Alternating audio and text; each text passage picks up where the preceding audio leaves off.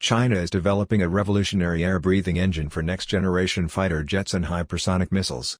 Designed to operate continuously from a stationary start up to over Mach 6, the contra-rotary ramjet engine could replace the combined turbine-ramjet systems currently used in high-speed flight.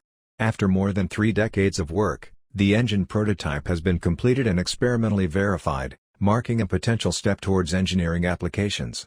The next steps involve adapting the engine to various aircraft platforms and conducting real-world flight tests, according to researchers involved in the project.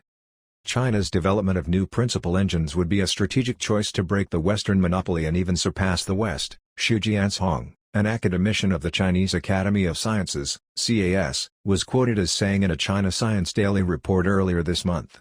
Conventional approaches to hypersonic flight typically require 2 separate propulsion systems, a turbine engine for speeds below Mach 3 and a ramjet for higher speeds.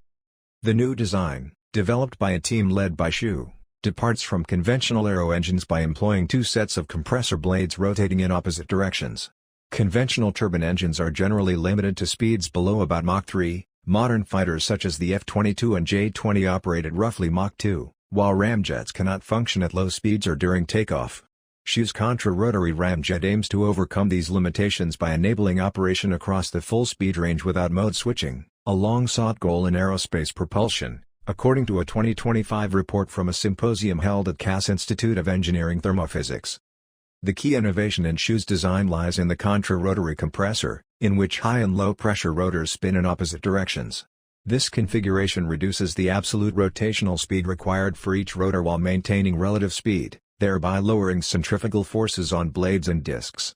The engine blades used to rotate in the same direction, now they are rotating in opposite directions, which has improved the efficiency of rotation. When combined with stamping technology, the contra-rotary stamping engine was produced, Xu told state broadcaster CCTV in 2023.